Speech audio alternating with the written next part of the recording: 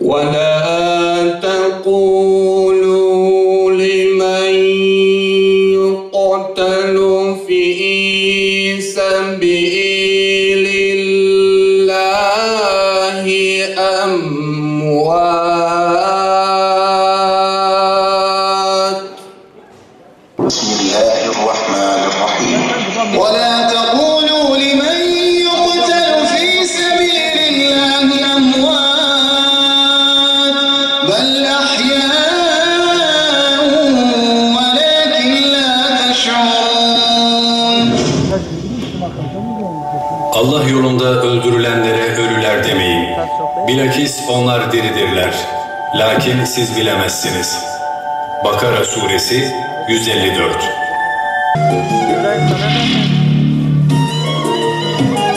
Selam olsun La ilahe illallah Muhammedur Resulullah deyip de bu uğurda canını feda edenlere, canlarıyla ve mallarıyla Allah'la hayırlı bir ticarete girenlere selam olsun.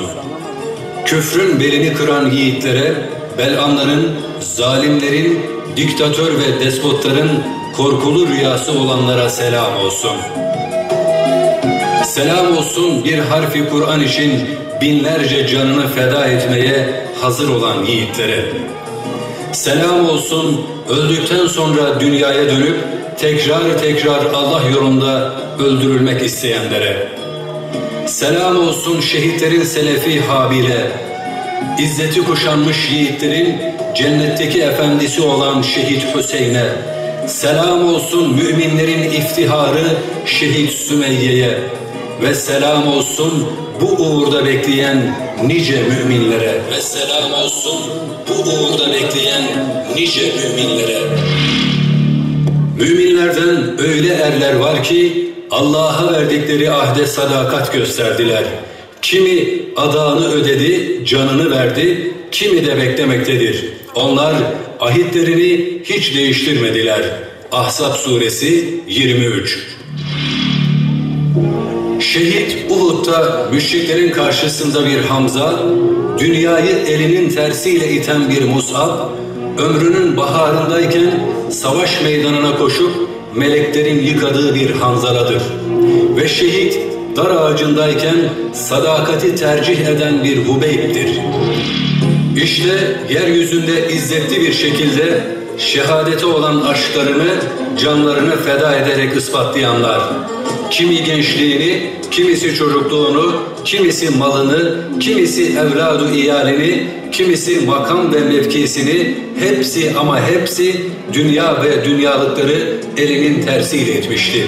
Çünkü sevgi, samimiyet ve fedakarlık istiyordu ve izzetli müminler bunu iyi kavramıştı. Şehadet, bombaların üzerine cesurca atlayan Aziz Börü'nün cesareti, onlarca bıçak darbesiyle kanını Rabbe ısmarlayan şehit Şahin Bönül'ün yiğitliği, ihanet kıskacında İslami bir mücadele veren şehit Recep Güneş'in basireti ve ferasetidir. Şehadet, dini mübini anlatırken samimi bir şekilde kanını Allah'a sunan Molla Ali'lerin aşkıdır. Şehadet, Doğu ve Güneydoğu halkına musallat olan Marksistlerin karşısında Hüseyni bir kıyam, Selahaddin'i bir duruş sergileyen mustazafların yüz akı, cemal yüzlü Ubeydullah Durna'nın fedakarlığıdır. Aydeşin macat kerabe, seni kaymış martun mabe. İşte şehit Ziya ve şehit Süleyman, İslam'ı iliklerine kadar yaşayan iki yiğit insan, şehit Ziya ve Süleyman, İslam'ın iki aziz şehidi.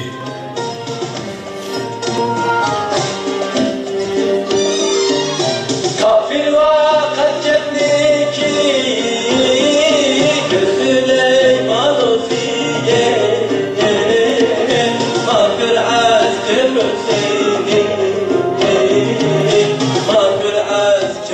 Hüseyin'i Ne zalimler kana doymuştu, ne de müminler cennet sevdasından vazgeçmiş değildi. Ve tarih yine tekerrür ediyordu. Ve tarih yine tekerrür ediyordu. İşte şehit Yasin.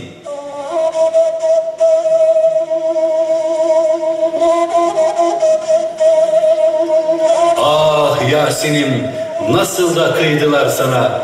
Ne yapmıştın ki onlara? Meğer ne de ağırmış elindeki kurbanlık et poşeti, ne de korkmuşlar o zalimler senin o nazenin duruşundan.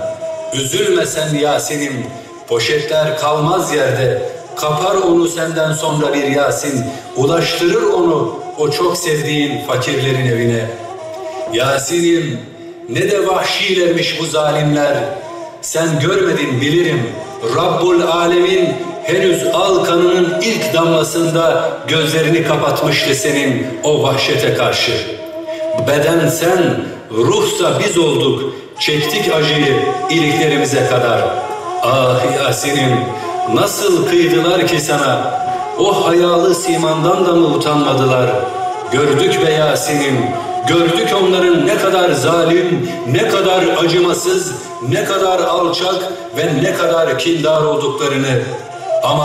Ama şunu bilesin Yasin'im, nasıl ki Uhud'da Hamza'nın kanı Efendimizin çok ağrına gitti, nasıl ki Ashab-ı Uhdud ağlattı ümmeti, vallahi senin gidişin de çok ama çok ağrımıza gitti.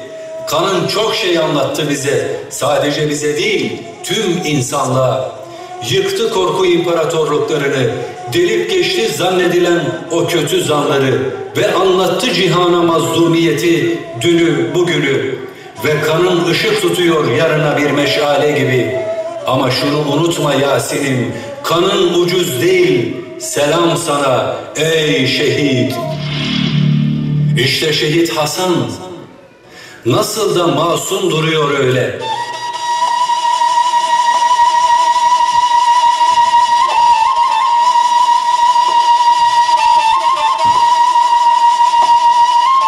Babandan biliriz seni ey şehit.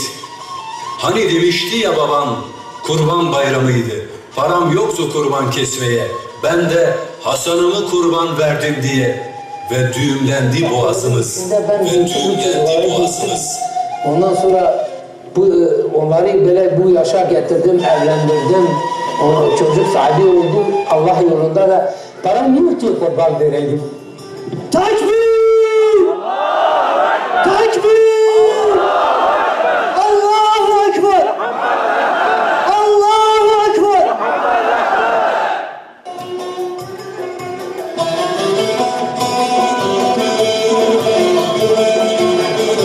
Yani param yoktu kurban vereyim. Elhamdülillah Allah yolunda oğlumu kurban ettim.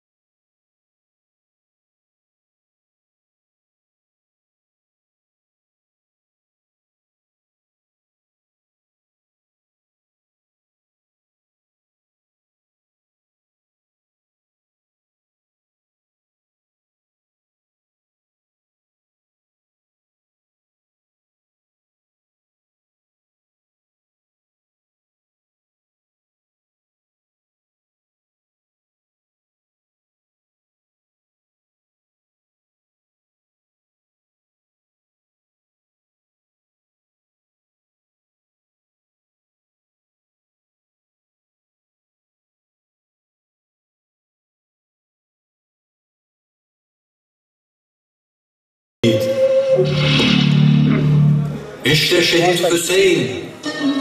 Ah Hüseyin, anlat derdin ya şehadeti. Şimdi sen anlatıyorsun işte. Anlatıyorsun çağlara. Allah'ın Resulü sallallahu aleyhi ve sellem müjdeler olsun ey Yasir ailesi demişti. Bu çok önemli.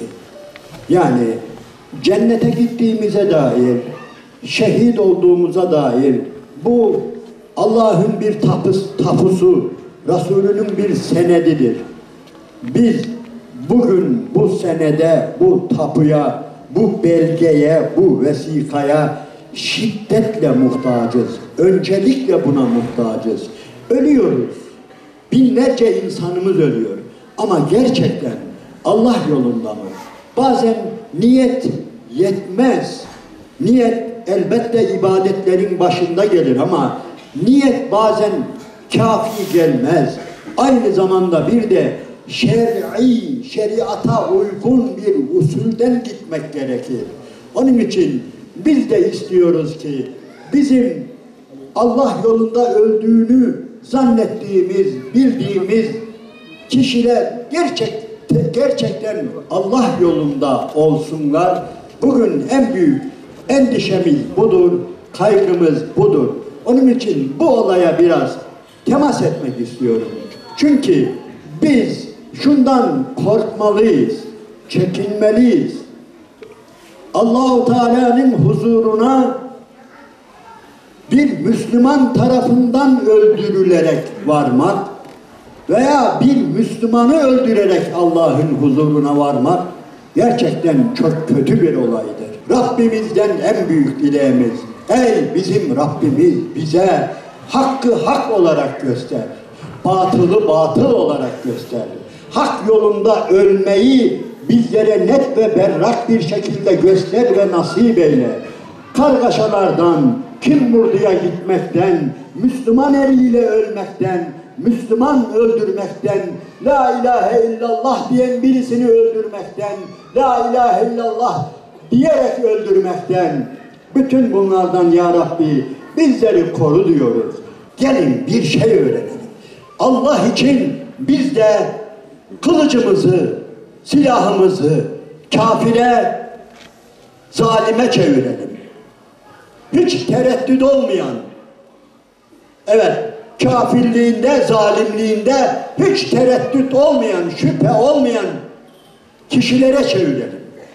Evet, onun için eğer böyle yaparsak Allah'ın izniyle Rabbim bize bereket verecek. Ama kafirler dura dura, bu ümmetin üzerine bomba yağdıranlar dura dura, Siyonizm dura dura, eğer biz birbirimize düşersek, birbirimize düşebilmek için de fetva verirsek, vallahi Allah bizi rezil eder. Onun için konuşmalarımıza dikkat edelim. Hoca efendiler özellikle belki buradan sesimi duymuyorlar ama ben yalvarıyorum. Bugün Türkiye'de, Orta Doğu'da, başka yerlerde yanlış konuşmalar yapılıyor. Müslümanlar birbirleriyle uğraşıyorlar. Uğraşmayalım. Allah aşkına, hoca efendiler birbirlerinin cemaatlarına, gruplarına, düşüncelerine değil, ortada bir sürü kafir var. Yok mu ya? Kafir yok mu? Bu ülkeyi çırılçıplak soyan zalimler, kafirler dura dura. Niye? Sadece bir iki konuda bizden ayrı düşünüyor diye ötekilerle uğraşıyoruz ki. Dinlemeyelim.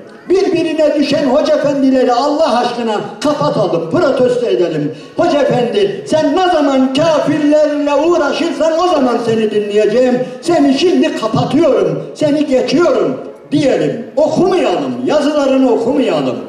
Ve ölümlerimiz de hiç şüpheli olmayacak. Kalıbımıza basacağız, aynen müjdeler olsun. Ey Yasir ailesi dediği gibi Resulün müjdesi inanın bize de gelecek. Bize de yansıyacak. Hiç tereddüt etmeyeceğiz.